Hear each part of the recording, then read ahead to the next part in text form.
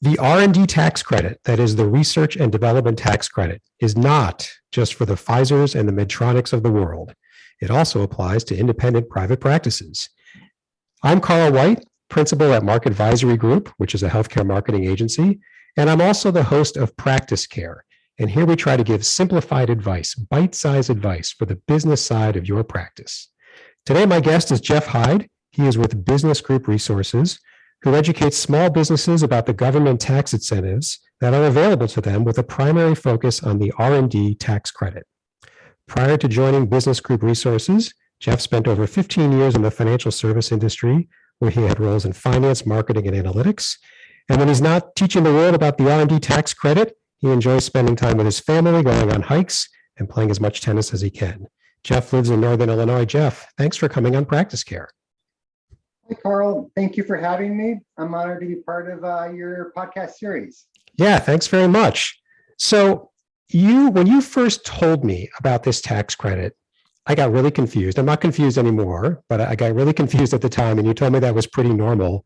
And what I realized I was getting stuck on was that when I stare at my own business, or when I stare at my clients who are all independent private practice owners in medical and dental and whatever else, I just asked, I asked of myself and about them, have they invented something new? I mean, prior to Market Advisory Group, I worked in large corporate, large healthcare companies where we had research and development departments and we were discovering new things.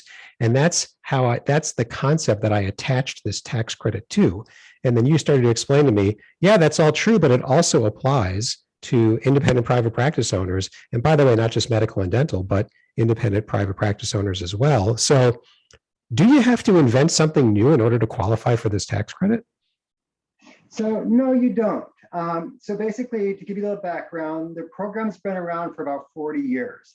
And originally it was more about the sciences, the manufacturing, building something new. Over the different presidential administrations, it's really evolved. So it's broader in scope.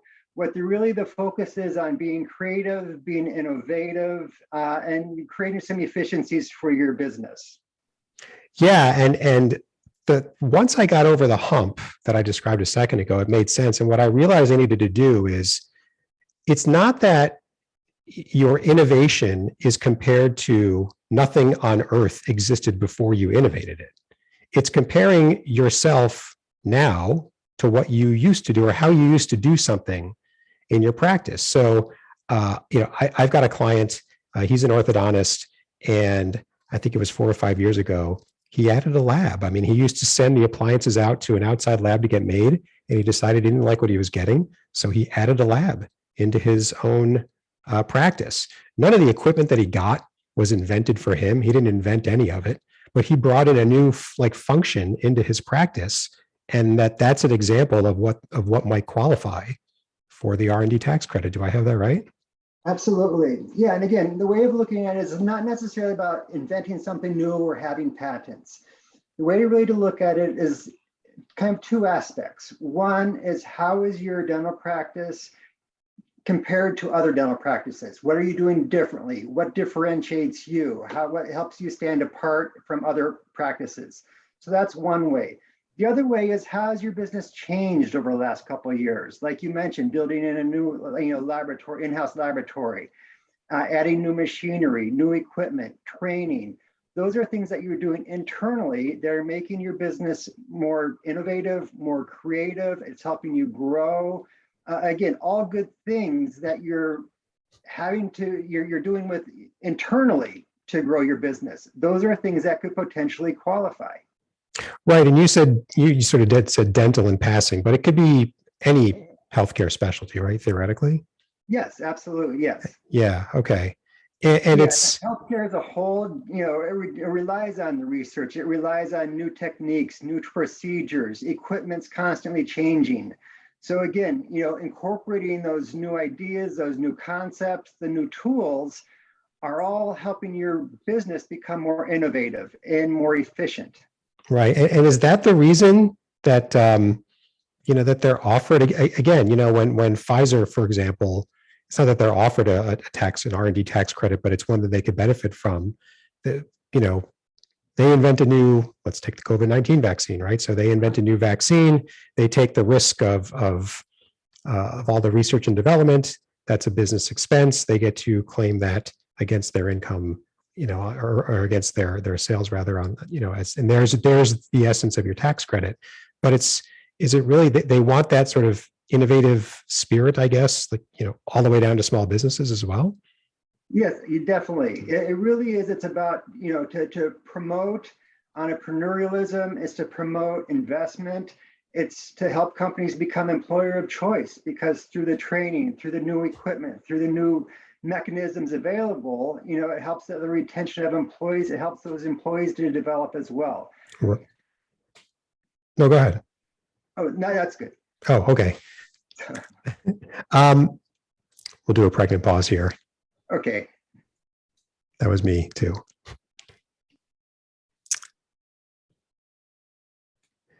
So Jeff, it's interesting. On the one hand, the tax credit's been around for about 40 years. And on the other hand, if my experience is a proxy for anything, I've talked to a few clients about this. Nobody's ever heard of it. I imagine my clients are typical. Why? Why is that? Why do you think that is? I'd say one of the reasons, and again, I think there's been studies that, under 10% of the small businesses have even heard about it. One is because they don't have these financial departments, like some of the companies you mentioned earlier, don't have these enormous financial departments with, on staff CPAs that are able to go out and research what are some additional ways to save money, to earn money, to collect money. So again, they rely on people like me who are specialists in the area to really explain what the program's all about and how they can, or kind of help them determine if they have engaged in some qualifying activities or behaviors to participate in the program. Okay. And if a practice out there, like, where would you recommend they kind of get started? So I would recommend, the idea here is to take a walk through your office with a pair of fresh eyes. I was visiting a client recently, a dental practice, and it was amazing. I got a little tour of the facility, and as we walked through, I had a TV, it was playing some instructional videos. There were some informational brochures on the table, all new. As we walked through, there was a new, milling machine. They were, sorry. Pregnant pause. Yeah. So let's go back to that, because I feel like I jumped the gun. I was trying to find a lead in for you to tell that walk in the office story. And because I didn't mean that question to be the last one that I ask. Yeah, and that's why I messed up that too. I realized right as I was saying, talk about the fresh look, that's how we were going to end it. I know. Hang on. What's another question you get that I can ask before we get to the kind of the wrap up couple of questions? I'd say, how is this, a question I would get a lot is, I've been working in dentistry for 15 years. I don't know how, my daily routines really help me to be eligible for this practice. I'm not wording that properly, but. So is that the lead into, I just got that, recently. And as I was getting a tour of the office. Yeah, maybe it's like, some dental practices or, some dentists will wonder why, why should they really look at this program? Is it something they can even qualify for? Is the program worth looking into for a dentist? Because they may not know what are some of the activities or behaviors that could even qualify. Okay, so is it worth somebody looking into this? And then that leads you into the story of the walking around. Yeah. Okay. All right, we'll do another pregnant pause to cap the end of it, and then.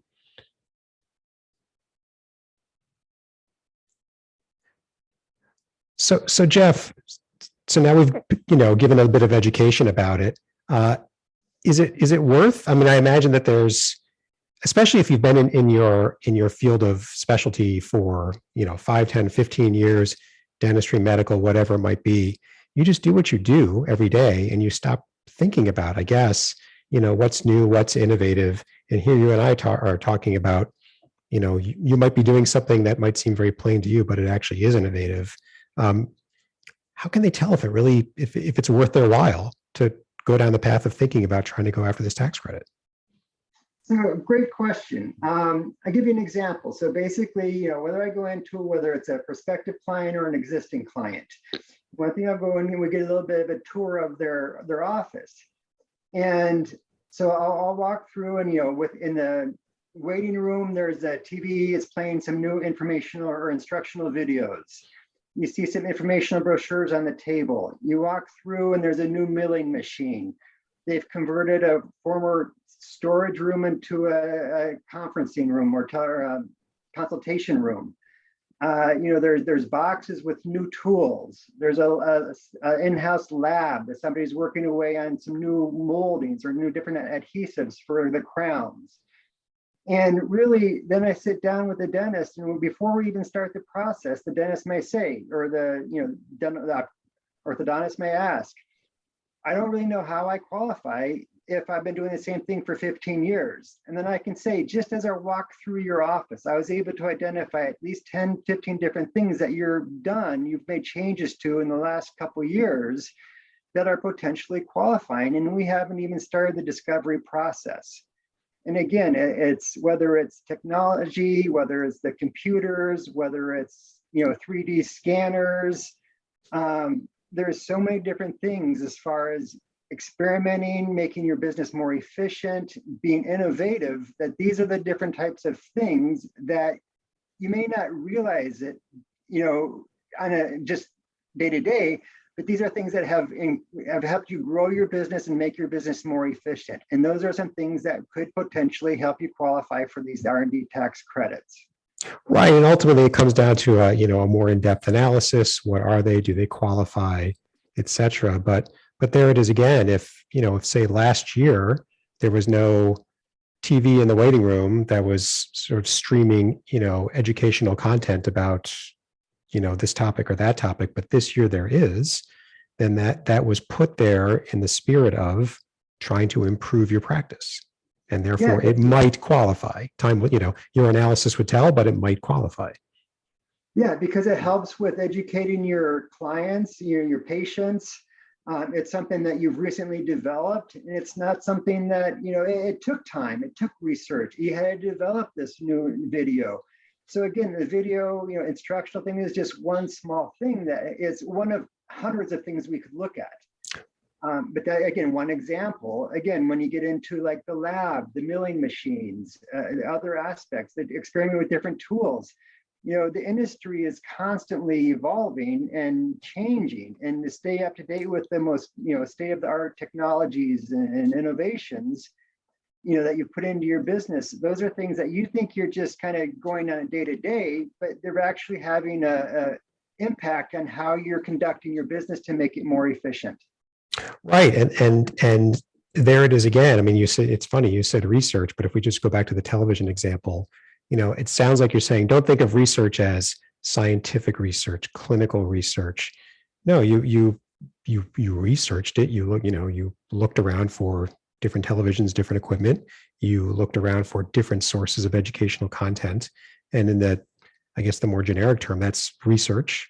And so that activity, there it is. But at the end of the day, you put that equipment in and that content in to try to make the practice better.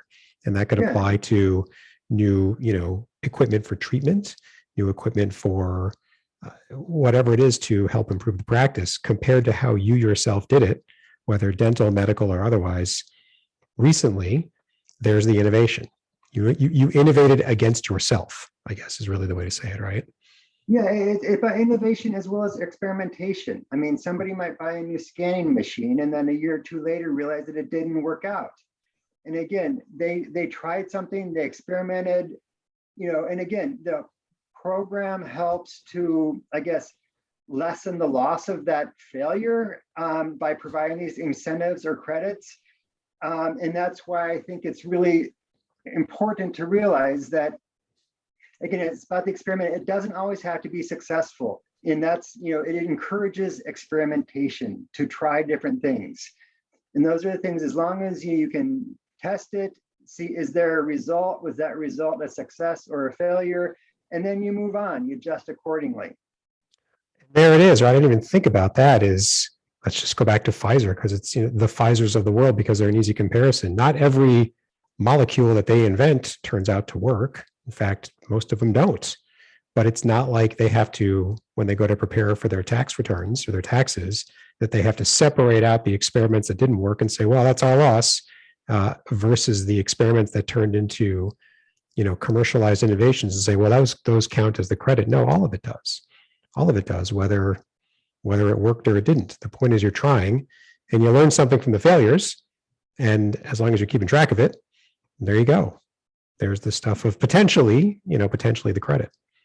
Exactly. I mean, again, it's the learning process. And, it's about, not every test, not every experiment is going to be successful. But if people don't try, they're not going to become more innovative. They're not going to find things that help their business grow or serve their clients better, or help them diagnose, their patients easier. Again, you have to experiment, you have to try with different things. And this is something that they're doing on a daily basis, on a weekly basis, monthly basis. Yeah. And I'll tell you, since when I said I came to finally understand how this credit works, at least at the level of depth we're talking about it right now, I've been raising it to my clients and saying, why don't you just have a 30-minute call, in this case with you, Jeff, just to understand it better. He can do a better job than I can. And you never know. I mean, for Jeff and there are others who do what you do, to come into your office and talk to you a bit and say, we'd have to do a full analysis, but sounds like you're in the hunt for something, or no, maybe you're not. It just seems worth it. It could be a material amount of money, it obviously depends on the specifics of the practice, but it really could be. Yeah, it definitely would add up. Yeah. And again, it's a matter of it's something to, I encourage people to look into it. Not every company qualifies. A lot don't. Fortunately, the dental industry qualifies at a higher rate than a lot of others. That's why I guess we're talking. That's why, we focus on the dental industry, because the higher qualification rates, because it's hard for me to go in and, take somebody's time, whether it's 30 minutes, an hour, 2 hours, and then turn around and say, sorry, you didn't qualify. I mean, we need to go through and we need to be thorough, and we try and target companies that we think are going to benefit from the program. And yes, the dental industry, a lot of dentists have really benefited from this program. Right. But I've got a variety of healthcare clients. I've asked all of them, have you ever heard of this credit? Is there anything you think? One of them said, well, we invested in a new piece of, it wasn't an X-ray, but it was scanning. This piece of scanning equipment, and and I asked you about it. You said the best answer, most honest answer possible, which is, well, maybe, it depends on a bunch of other things, but that activity sounds like it would qualify. Whether the numbers make sense is a different story, but that's an example of the activity. They brought in a new piece of scanning equipment because they thought it would do a better job in their daily practice. Yeah, and another way to think about it is, the person CPA or the doctor CPA is going to help with that transactional aspect. They'll look at, okay, what was the cost of this machine? What can I deduct? Can I amortize this? That's not something that we look at. We look at basically, okay, you have this machine, what was the activity that, what went into it? What went into learning how to use the machine? Why did you pick this particular machine? How do you deploy this machine? Did you make any modifications to this new machine? So again, we look at the activities and the behaviors up to the purchase of the machine, implementing the machine, installing the machine, and then utilizing the machine. Those are the things that we look at. It's not all about, hey, here's a transaction, what can I deduct? Right. And the reason I keep bringing it up, and for many of my clients, I bring it up more than once, is because independent private practice owners, it gets a little harder every year for them to stay independent, and anything I can bring them that might help their bottom line a bit, even if it seems, something they never thought of before, like this, And I want to bring it to them because why not? Why not get every advantage you can as long as you qualify, as long as it's legal and ethical, obviously, which this is. And so I get excited by stuff like this because you don't find many, these new and novel ways. I know it's 40 years old, but it's new and novel when you first hear it. Ways to maybe save some money, or at least get some of your own money back, right? It's your taxes. Yeah, well, the way you look at it is, these are activities and behaviors that you've already done, you've already accomplished. And so this money that you'd be getting back, it's not a loan, it's not a grant, it's money that you've already earned. Basically, you're just going out and claiming it in the form of whether it's a refund or a rebate or a credit. Those are all things. It's just a matter of going out and, being able to figure out, how do I go ahead and get this things that for activities and behaviors that I've already accomplished. Right. And Jeff, I know you and I could go on for a lot longer about this topic, but just to kind of wrap it up, is there anything you think I should have asked you about this, but just didn't? That you think is people need to know about? Can we pause? Yes. Practice pause. So, I need to think about this one in a second. I had an answer in my head earlier, and I tried so hard to remember what that was. So it's about another question that you didn't ask.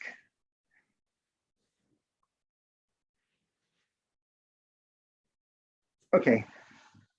Got it? Yes. Okay, we'll do a second pregnant pause and then we'll go. Okay. So Jeff, I'm sure we could talk about this for a lot longer, but in the interest of kind of wrapping up mode, is there anything you think I should have asked you, but just didn't? Yes, I would say, is it a complicated process to see if you qualify? And I will say it's not complicated. We've really taken a lot of steps to simplify it. Yeah, we do have to go through a discovery process. We go through questions, to identify the different activities and behaviors. But again, it's not an overwhelming practice. It's not where you're going to have to stop everything and take days to do. It's simple. It's probably about, we go after the discovery process, sorry, I screwed up. Pregnant pause. Okay. Yeah, that was bad. That's okay. I think where you try to get to, it's about an hour of the practice's time, hour or two. And then we do a lot of, behind the scenes. I probably should have stayed away from time frames. I think what I'm trying to say is we've streamlined this process to take as much burden as we can off, to make it as simple as possible. Okay. That really, it's a lot of the work is on our part. Really, we just go through a discovery process to identify, the different activities and behaviors. And I should probably stop. Yeah. More or less, it's about an hour or so of your time as, in the practice, and then the rest is us doing the analysis. Yeah, I probably won't say the hour of your time, but okay. I'll say a short amount of time. Okay, that's cool. Whatever's comfortable for you. It's got to sound natural. So whatever's comfortable. Well, my concern is that I think, depending on the size of the practice, companies with over $100 million in revenue. Oh yeah, fair enough. It's going to take a lot longer than an hour or two. Gotcha. Okay. All right. Good. Okay. All right. Pregnant pause. So Jeff, I know we could talk about this topic for a lot more, but in the interest of wrapping up, my first question is there anything you think that I should have asked you, but just didn't? I would say one thing I get asked a lot about is, how much time is this going to take? There's the perception that you have to come up with all these different, papers and documents going back years. And it's really not that complicated. We go through a discovery process. The discovery process, depending on the size of business, could take as little as an hour. But again, going through that process, we help pull things out. And if something's required, we can ask it down the line. But for the most part, it really is streamlined. We keep it simple. We keep it very transparent, so that everything's out in the open. And again, it's It's pretty to quick. simplify the process. So we don't want to put any kind of burden on the doctor, the dentist, Okay. because again, we know their focus is serving their patients, and we Got don't. it. Okay. Very good. And then my other question is, so if we take a step back from what we talked about, and there's, a dentist or a doctor, owner of a private practice is listening to this, what are one or two tangible steps you would advise them to take to get started? I'd say the first step is to really, take a set of fresh eyes, walk around your office, say, what are things that have changed? How is my office? How is my practice? How's my procedures? What are the different, have I hired more people? How has my practice changed over the last 3 years? And I think, on a day-to-day basis, you really don't observe as much of this, but if you can take that kind of high level approach in your view, I think, yeah, I'm sure that most people say my practice has changed substantially over the last 3 years. But just again, it's that fresh set of eyes as you walk through the office and you realize that, yeah, you've done a lot. Yeah, it's kind of like staring at something and go, was that there 18 months ago or 2 years ago? Did we do it that way a couple of years ago? It's just really just stopping and looking and asking. Exactly. Yeah, you go through this, figure, hey, I've made a lot of changes. I've brought in some new concepts. I've brought in some new technologies. I have new software. I have new tools. Yeah, this is something that you really could qualify for. And then I would suggest, reach out to your accountant. Say, is this something that you think is, makes sense for your business? I'd be, happy to answer any questions as well. But again, it's something that, I definitely encourage people to at least, explore and, it can consider. Right. And I like the other one you said about talking to your accountant. It's like somebody who's on their side and should have hopefully heard about it and can weigh in and just give an objective. Yeah, you ought to have a look at that. It's not something we do, but you ought to have a look at it. Neat. Excellent. Yeah, we're not looking to take business away from any of their existing accountants, and what we do is different from what their accountants do. We specialize in the R&D tax credits. That's our focus.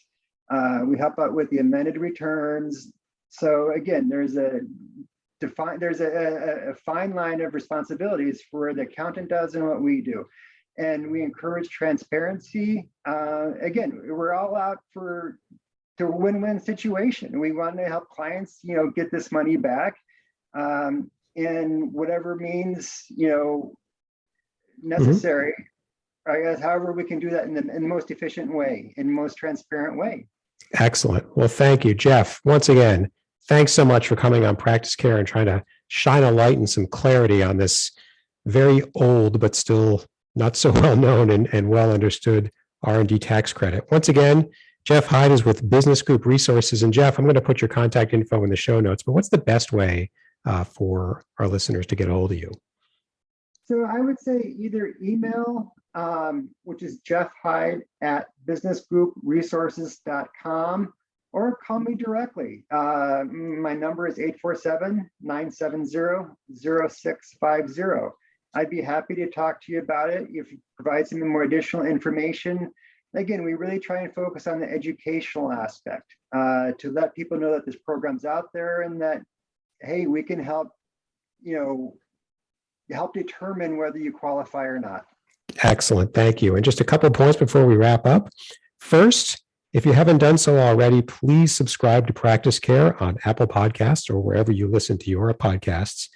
And finally, if you have an experience on the business side of your practice, or if you are people like Jeff and I who work almost exclusively with independent private practices, and you've got an experience that you think others would benefit from hearing about, we want you on Practice Care so that you can share your experience with the world and they can benefit from what you've learned. Instructions for where to apply and how to apply are on the website page for Practice Care, which is also in the show notes. So please, if you're thinking about it or if you think you've got an experience, we would love to hear from you. Thanks very much. And until next time.